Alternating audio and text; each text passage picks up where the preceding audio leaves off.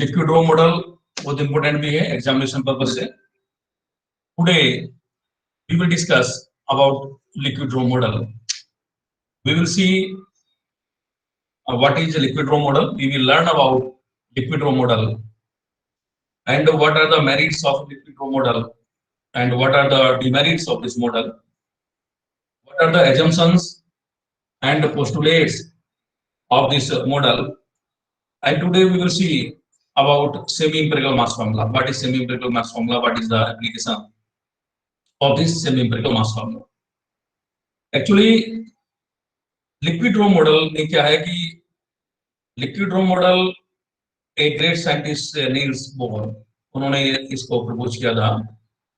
And in the liquid row model the forces acting in the nucleus are assumed to be similar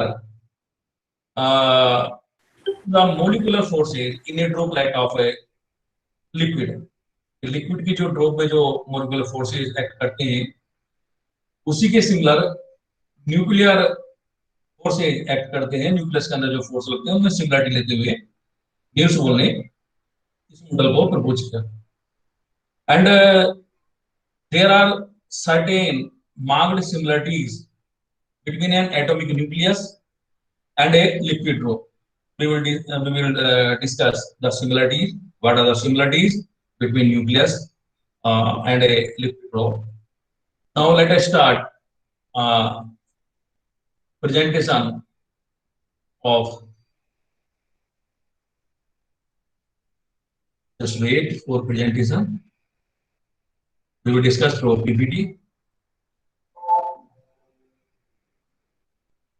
Now you will see that liquid row model, is it visible? This is visible clear, and you will see that liquid row model was proposed by Niels Bohr and Wheeler in 1939. And in liquid row model, we are going to discuss the similarities. What are the similarities between nucleus and a liquid row?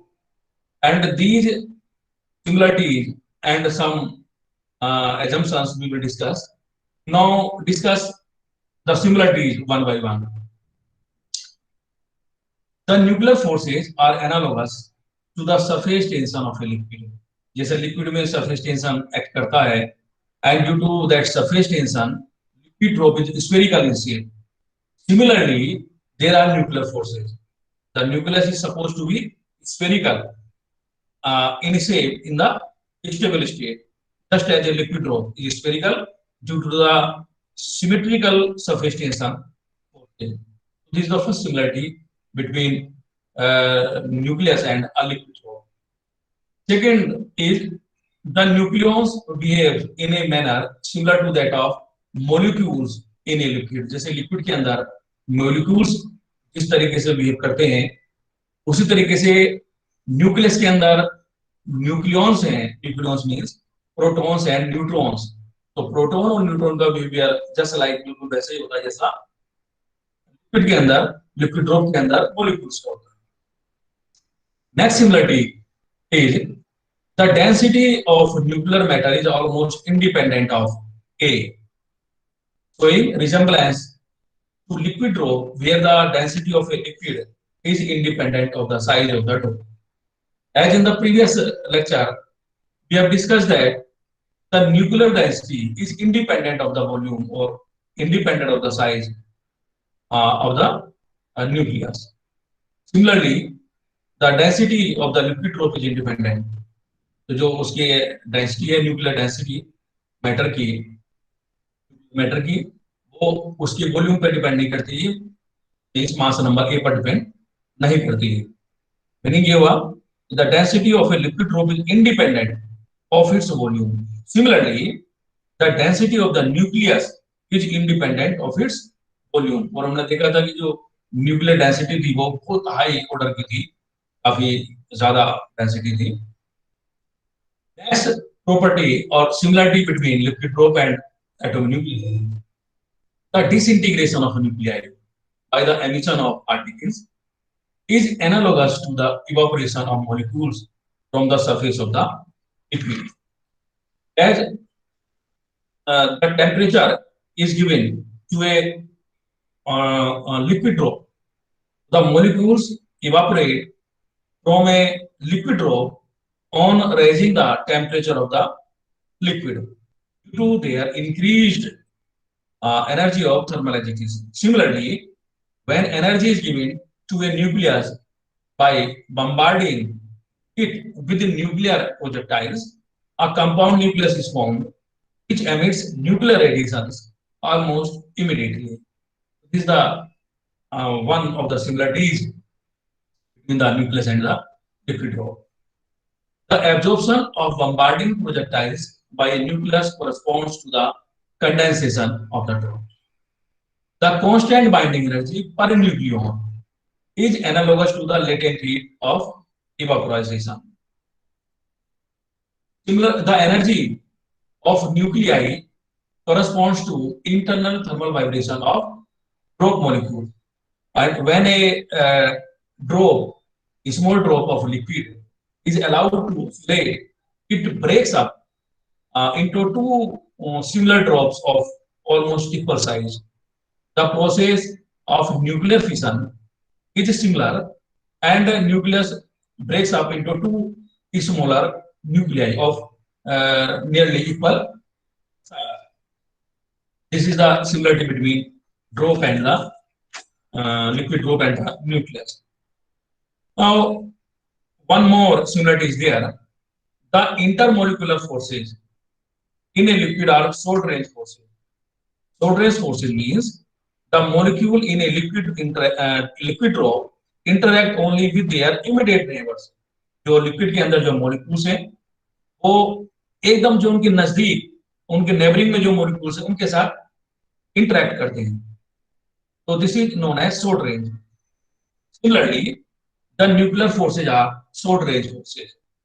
Nucleons in the nucleus, जो nucleus के अंदर nucleons है, that is protons and neutrons, they also interact only with their immediate neighbors. This leads to the saturation in the nuclear forces and a constant binding energy per nucleon. So these were some similarities between a nucleus and a liquid drop. Now, let us discuss the assumptions of the liquid drop model. What are the assumptions given by Niels Bohr and Wheeler regarding this liquid drop model? We will discuss one by one. First assumption is the nucleus consists of incompressible matter, so that R equal to R naught A to the power 1/3, where A is the mass number of the nucleus of the, and R0 is equal to 1.3 Fermi, and we know 1 Fermi equal to 10 to the power minus 15 meter. R0 equal to 1.3 into 10 to the minus 15 meter. Nucleons consist of incompressible matter. तो उसका matter है वो एक small nucleus जो atom है उसके अंदर एक बहुत ही छोटा हिस्सा होता है, पोर्शन होता है, जहां पर ये न्यूक्लियस टोटल वहां पर जो मैटर है वहां पर टोटल ये कंसंट्रेट करता है, that is nucleus. Nuclear force is identical for every nucleon. Means nucleus के अंदर जो न्यूक्लियॉन्स हैं, प्रोटॉन और न्यूट्रॉन, वो सारा उनके बीच में जो भी आपस में न्यूक्लियर फोर्स है दैट इज आइडेंटिकल. ऐसा नहीं कि एक प्रोटॉन और एक न्यूट्रॉन के बीच में जो लगने वाला न्यूक्लियर फोर्स है वो अलग है, और न्यूट्रॉन न्यूट्रॉन के बीच लगने वाला फोर्स अलग है, और प्रोटॉन प्रोटॉन के बीच लगने वाला फोर्स अलग है. Nuclear force is identical for every nucleon. Proton proton के बीच जो न्यूक्लियर फोर्स होगा that will be same for proton and neutron, and neutron neutron. Neutron neutron के बीच, प्रोटॉन न्यूट्रॉन के बीच, और प्रोटॉन प्रोटॉन के बीच जो भी फोर्स होगा that will be identical. The nuclear force is identical for each and every. Nuclear force सैचुरेट्स, जो हमने अभी बात की थी सिमिलरिटी में, कि न्यूक्लियर फोर्स सैचुरेट्स, और ये सैचुरेशन प्रॉपर्टी कहां से आती है ये अभी मैंने बताया था कि what kind of thing give the saturation property. Nuclear force हमने अभी ये बताया था कि intermolecular forces in a liquid drop are short range forces. The molecules in a liquid drop, यदि लिक्विड ड्रॉप की बात करें उसके अंदर जो मॉलिक्यूल्स है, those molecules interact only with their immediate neighbours, उनके एकदम नजदीक है, उनके उनके साथ उनका इंटरेक्शन आपस में होता है। तो similarly nuclear forces are short range forces and nucleons in the nucleus also interact only with their immediate neighbors। ये जो चीज है ये saturation property को जन्म देती है, leads to the saturation in the nuclear forces और constant binding energy on a nucleon। Next assumption, in an equilibrium state the nuclei of atom remain spherical symmetric under the action of strong attractive forces। These were some assumptions of nuclear assumptions of this liquid drop. Now, liquid drop model can be used to establish semi-empirical mass formula, and this formula is very important for calculating binding energy or binding energy for a nucleon. Liquid drop model can be used to obtain an expression for the binding energy of the nucleus. Bejakar proposed the semi-empirical nuclear binding energy formula for a nucleus of mass number capital A containing Z protons and capital N neutrons. This formula is also known as Bejakar semi-empirical mass formula. Now let us discuss this formula. कुछ books में आप इस फॉर्मूले को इस तरह की step में भी दे सकते हैं और कुछ जगह इस फॉर्मूले को हम अलग इस टाइप से दे सकते हैं। This is a semi-empirical mass formula. Here capital A is the mass number of the nucleus. Z is the atomic number or number of protons, and we can calculate the number of neutrons in the nucleus. And number of neutrons in the nucleus will be A minus Z. Obviously, there are 1, 2, 3, 4, 5. There are 5 terms in this expression. Now let us discuss one by one. Here, this first term is the volume energy. This AV is the constant. Similarly, S for surface, AS is constant. C for Coulombic, AC is constant. SYM, this is for symmetry, symmetry is constant. And this delta AP, P for pairing, this delta AP is constant. So AV, AS, AC, asymmetry, and delta AP, these are constants. Now let us discuss these terms one by one. P is the binding energy. This first term, AV into A. What is AV into A? AV into A first term is known as the volume energy. This gives the volume energy of the nucleus. That is, volume energy is equal to AV into A. This is the volume energy. And the unit of this energy will be MeV, because binding energy is measured in MeV. So therefore, each and every term will have unit MeV. जितने भी term है इसकी unit भी MeV होगी, इसकी पूरे term की भी MeV होगी और इस पूरे टर्म की यूनिट भी MeV, ये सब MeV की होगी because B is measured in MeV. One more thing, एक ध्यान देने की बात ये, सपोज ये टर्म है A is constant, this is dimensionless quantity, इसकी कोई यूनिट नहीं होगी, इसका मीनिंग हुआ जो AV है कांस्टेंट, इसकी जो यूनिट होगी that will be MeV. Similarly, in second term, A power 2/3, this is constant, dimensionless quantity. तो जो यूनिट होगी AS की होगी, AS की यूनिट क्या होगी MeV again. Similarly here, Z is constant, Z minus 1 is constant, A power minus 1/3, this is constant. So this Z minus 1, A to the power 1 minus 10, this is constant. So this is dimensionless quantity. AC will be having dimensions और AC की जो unit होगी that will be MeV, इसकी MeV unit होगी. Similarly इस term में आइए तो ये भी डायमेंशनलेस क्वांटिटी होगी, यहाँ पर जो यूनिट होगी एसिमेट्री होगी और इसकी यूनिट MeV होगी और ये सब MeV होगी because this is constant.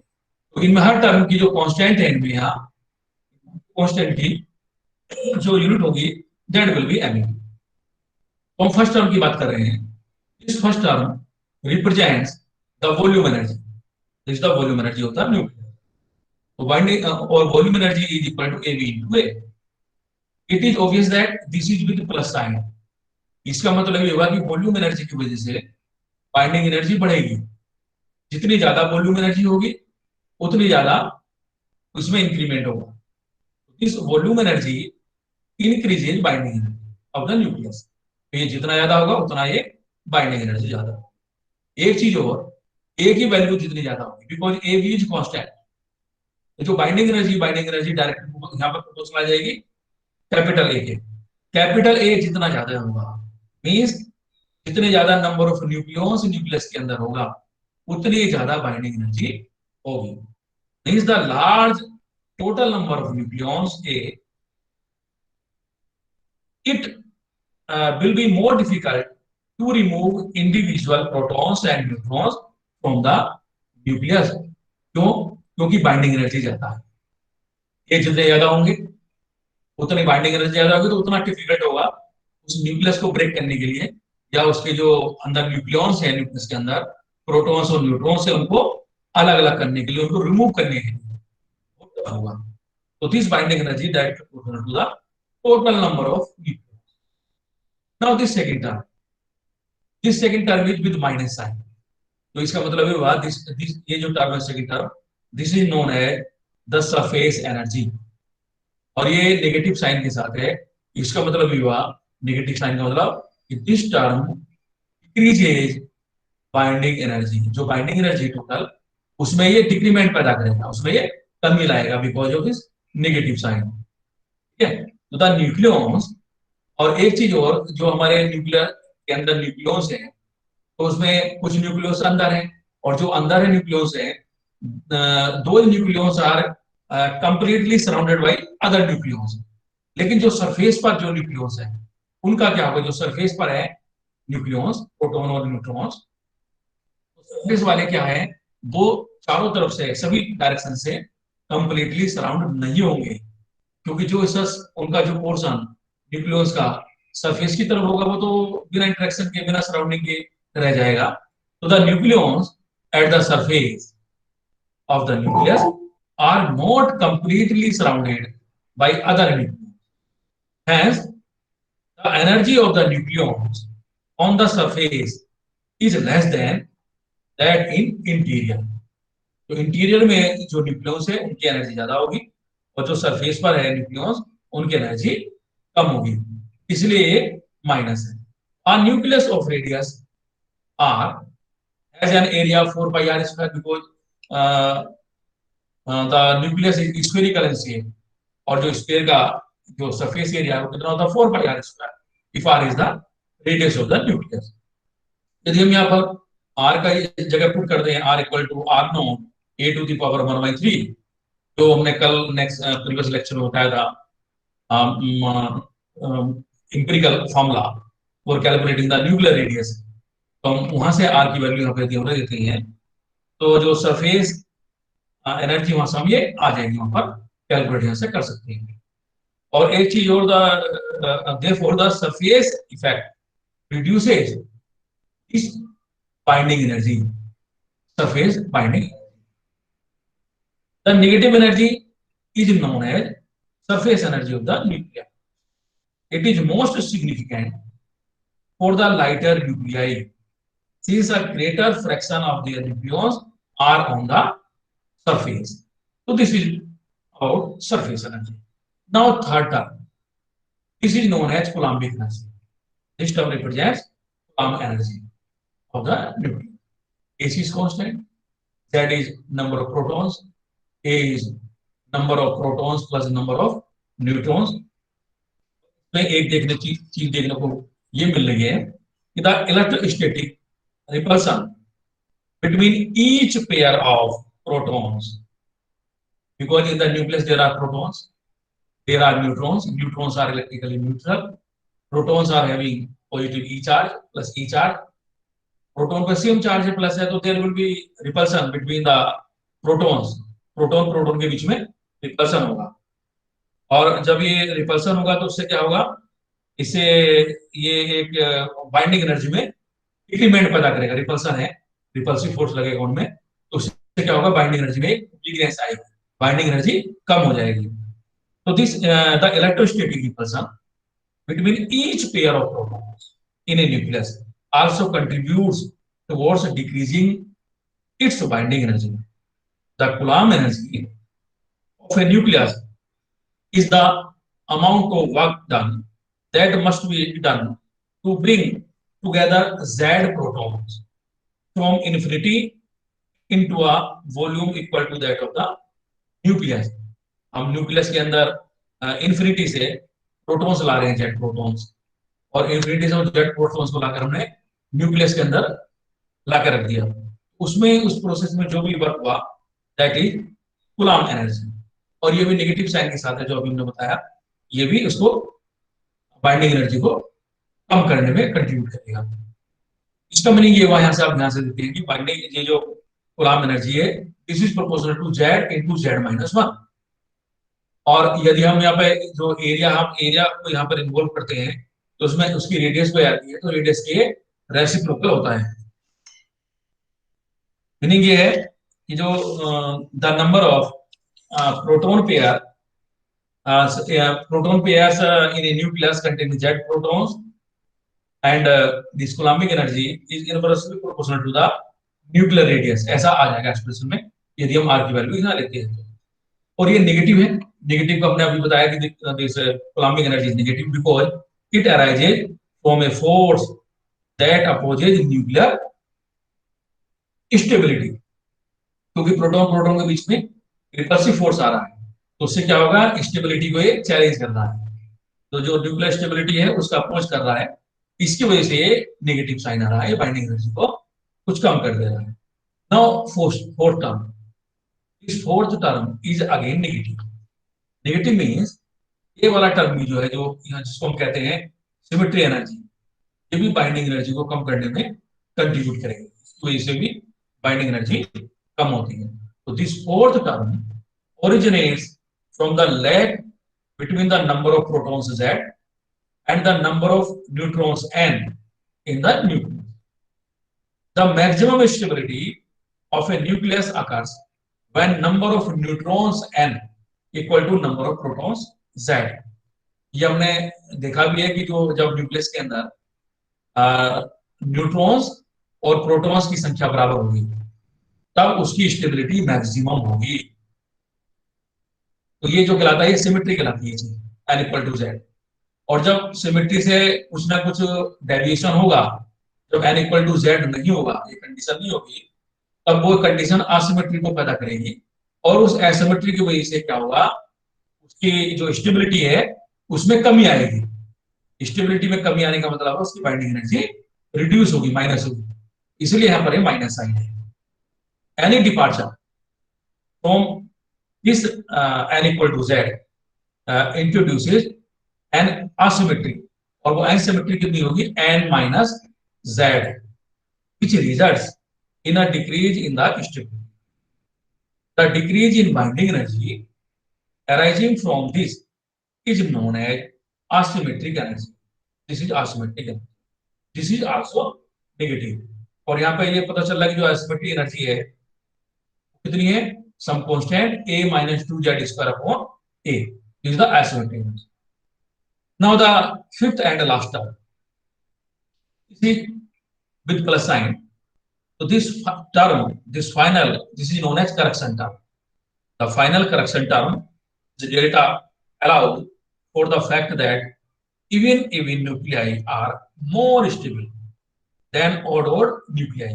even nuclei जो है वो more stable होगा, बाइंडिंग एनर्जी ज्यादा होगी in comparison of odd nuclei, क्योंकि ऑड न्यूक्लियाई में क्या होगा, स्टेबिलिटी कम हो जाएगी, उसकी टेंडेंसी होगी टुवर्ड्स इनस्टेबिलिटी, तो वो बाइंडिंग एनर्जी को कम करेगी। और इसमें एक चीज और है, ये जो डेल्टा है, डेल्टा विल बी पॉजिटिव और even nuclei.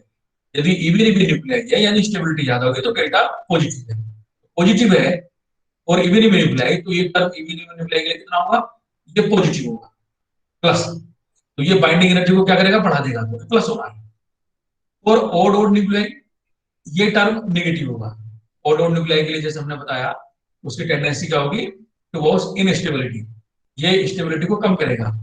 Odd odd nuclei में स्टेबिलिटी कम होगी, तो ये delta will be negative for odd odd nuclei. तो नेगेटिव होगा तो ये बाइंडिंग एनर्जी कम होगी, क्योंकि बाइंडिंग एनर्जी में कुछ चीज माइनस होगी, तो ओड ओड के लिए बाइंडिंग एनर्जी कम होगी। और यदि ये जो ए की वैल्यू है ओड है, number of nucleons in the nucleus, ये ओड है, तब ये वैल्यू होती है जीरो।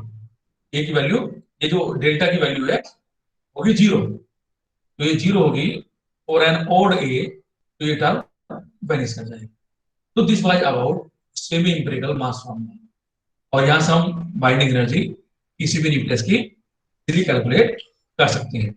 अब यहाँ पे जो है A B, A S, A C, asymmetry और डेल्टा एपी, ये जो टर्म्स है, कॉन्स्टेंट्स हैं, इनकी जो the best value of these constants expressed in MeV, वो है this AB equal to 15.760 MeV, AS equal to 17.810 MeV, AC equal to 0.711 MeV, and asymmetry equal to 23.702 MeV, और ये जो डेल्टा है इसकी 34 वैल्यू।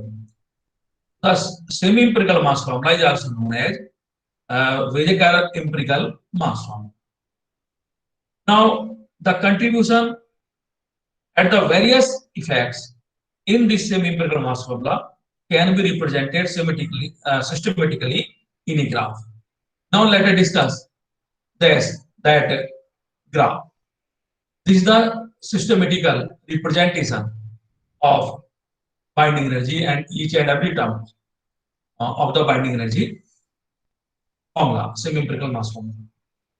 तो यहाँ पर आप देखिए, सबसे पहले हम क्या करते हैं, ये जो हमारा बाइंडिंग एनर्जी का एक्सप्रेशन था, हम इसको यदि पूरे एक्सप्रेशन को कैपिटल ए से डिवाइड कर देता हूं, ये है binding energy, if we divide the entire expression by capital A, it will be B upon A, means binding energy per nucleon, तो this will represent binding energy per nucleon. और A से divide करूंगा तो यहां से A cut जाएगा, it will be simply A V, मतलब simple constant A V constant. ऐसे हम सभी टर्म्स में ए से डिवाइड कर देंगे हम, तो मैंने पूरे एक्सप्रेशन को ए से डिवाइड किया, और तब ये ग्राफ हम देख रहे हैं यहाँ पर। On Y axis there is binding energy per nucleon, binding energy upon A. On X axis हमने ए लिया मास में। हम यहाँ फर्स्ट टर्म की बात कर रहे हैं, दैट इज वॉल्यूम एनर्जी। और वॉल्यूम एनर्जी की का जो टर्म था, उसमें जब हम ए से डिवाइड कर देते थे, तो उसमें सीधे बैठ जा रहा है, जो रह जा रहा है ए, सिंपल, यानी कांस्टेंट आ रहा है। तो there is no effect on binding energy per nucleon with A की वैल्यू हम बढ़ाते जाएं तो बाइंडिंग एनर्जी पे कोई इफेक्ट नहीं पड़ेगा, it will be constant, that is equal to A V. तो सिंपल एक स्ट्रेट लाइन है ये, ई वी का मतलब बाइंडिंग एनर्जी, और ए से हमने डिवाइड कर रखा उसको। सेकंड टर्म बाद सरफेस एनर्जी, तो this is surface energy. Surface energy is negative in the expression, तो हम नेगेटिव उससे शुरू किया हमने डायरेक्शन से, this is surface energy. Third term था कोलम्बिक एनर्जी, तो ये कोलम्बिक एनर्जी, वो टर्म भी नेगेटिव था, ये नेगेटिव डायरेक्शन में लिया हमने, ये कोलम्बिक एनर्जी को रिप्रेजेंट कर रहा है। फोर्थ टर्म था हमारा सिमेट्रिक एनर्जी, और सिमेट्री जो असिमेट्री एनर्जी, असिमेट्री भी नेगेटिव साइन के साथ ही, तो वो हमने यहाँ नीचे की तरफ दिखाया है विद नेगेटिव साइन। इस रिप्रेजेंट्स सरफेस और symmetry energy, this is the surface energy. asymmetry energy EA upon A, this is the asymmetry। and last term by final correction term, और वो फाइनल करेक्शन टर्म हमने यहाँ पे, आप एक minute ये देखिए, ये ग्राफ हो, ये फर्स्ट टर्म आ गया है, सरफेस एनर्जी आएगी, कोलम्बिक और ये एसिमेट्रिक, इनका जो टोटल है overall, that is the total binding energy, उसका नेचर कुछ टाइप का है, इज द नेचर और behaviour of binding energy per nucleon with respect to mass number. Binding energy शुरू में बढ़ रही है, with mass number, उसके बाद start to decrease। तो ये हमने इनको सभी ये जो इफेक्ट है, वॉल्यूम इफेक्ट है, सरफेस इफेक्ट है, एसिमेट्रिक इफेक्ट है, प्लम्बिक, उन सबको हमने सिस्टमेटिकली ग्राफ पर प्लॉट कर लिया और हमने यहाँ पर देखा। Now let us discuss merits. There are some merits of this liquid rho model. First merit, the liquid rho model accounts for many of the silent features of nuclear matter, such as the observed binding energies of nuclei and their stability against alpha and beta disintegration as well as nuclear fission. Next similarity is the calculation of atomic masses and binding energies can be done with good accuracy with the help of liquid rho model। यदि liquid rho model की help से हम atomic mass और binding energy को calculate करते हैं तो काफी एक्यूरेसी के साथ हमें मिलती है। However, there are some demerits। Liquid rho model की जो मेरिट्स हैं इसके साथ साथ इसके कुछ demerits हैं। Now let us discuss these demerits। First demerit है this liquid rho model could not explain other properties, in particular the magic numbers। What is magic numbers? This model was failed to explain this magic numbers। This liquid rho model also could not explain the measured spins and magnetic moments of the nuclei। It could not explain the excited states in most of the nuclei। So these are some demerits of this liquid rho model। Now, today we have discussed about what is this liquid rho model and what are the merits and demerits of liquid rho model, and how this liquid rho model can be used to establish binding energy expression or semi-empirical mass formula, and what are the assumptions or similarities between nucleus and the liquid rho। This was about liquid rho model। Now next time we will see some more